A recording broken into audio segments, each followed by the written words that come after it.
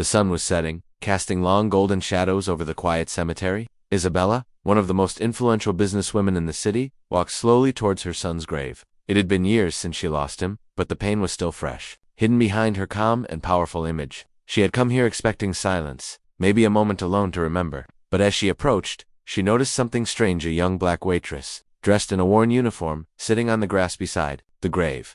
The woman's shoulders trembled as she held a little boy close to her, tears streaming down her face. Isabella stopped in her tracks, trying to understand why this stranger was here. The little boy, no older than 6, looked up with wide, innocent eyes, clutching a small bouquet of wildflowers. It was clear they had been here for some time, lost in their own grief, confused and curious. Isabella stepped closer. She had never seen this woman before, yet the way she was crying felt deeply personal to be a coincidence. Questions swirled in her mind. Who was she?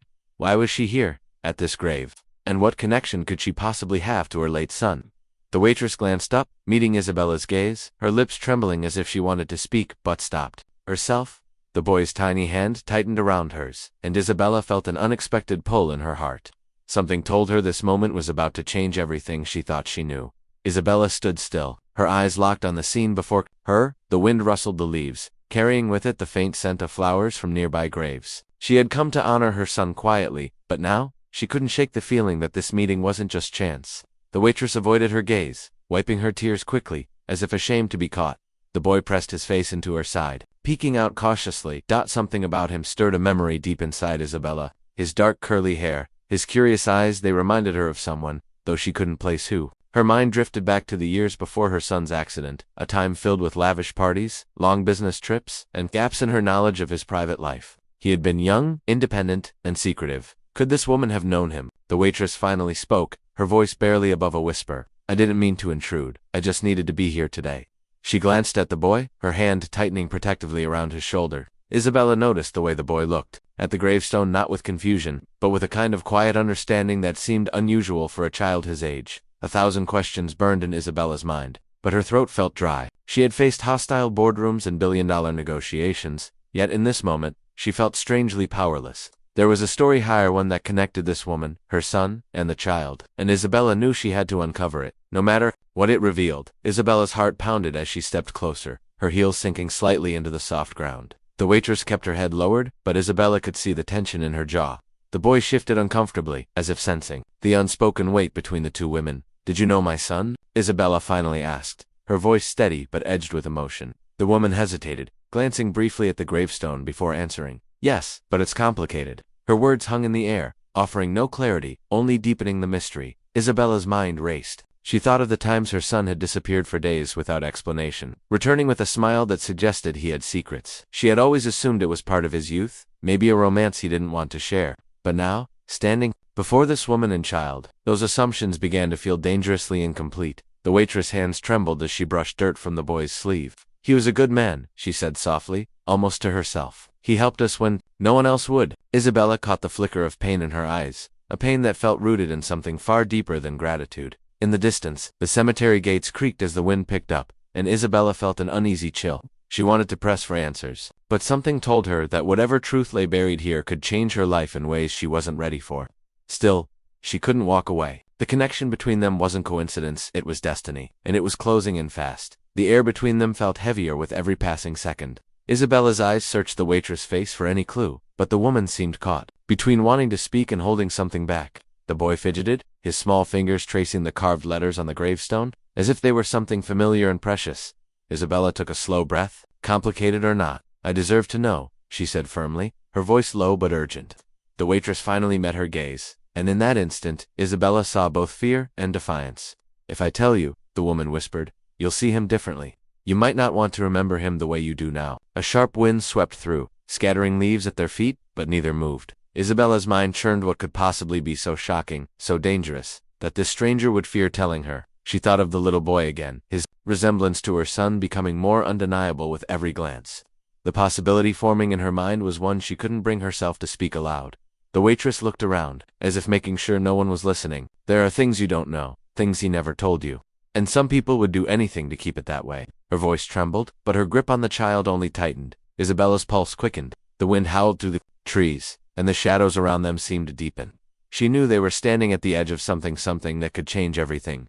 If only the truth would break free. Before Isabella could respond, the sound of hurried footsteps echoed across the gravel path. A tall man in a dark coat appeared from behind the trees, his expression tense and his eyes fixed on the waitress and the boy. The woman stiffened instantly, pulling the child closer as if she had been caught somewhere she shouldn't be. Man slowed when he saw Isabella, his gaze flickering between them. "We need to leave now," he said to the waitress, his tone urgent but low. Isabella's instincts sharpened. This wasn't just a casual visit to the cemetery. There was danger here, and it was closing in. The waitress shook her head. "Not yet, she needs to know." Her voice was shaky, but her resolve was firm. The man stepped closer, lowering his voice so only they could hear. "If she knows, they'll come after all of us. You understand what's at risk?" The words sent a chill through Isabella. Who were they? And why would anyone come after her for knowing the truth about her own son? She could feel her pulse pounding in her ears, every part of her screaming to demand answers, yet the tension in the air told her this was bigger than she imagined. The little boy tugged at the waitress' sleeve, whispering something that made her eyes widen in alarm. She exchanged a quick glance with the man, and then with Isabella, as though weighing a choice that could not be undone. Whatever secret they carried, it was powerful enough to put them all in danger. And Isabella was now part of it. Isabella's chest tightened as the man's warning echoed in her mind. But the waitress suddenly stepped forward, her voice breaking. Through the tension, "You deserve the truth," she said. Her eyes locked on Isabella's. She took a deep breath, then knelt so the boy was at Isabella's eye level. "This is Daniel," she whispered, "your grandson." The words hit Isabella like a tidal wave.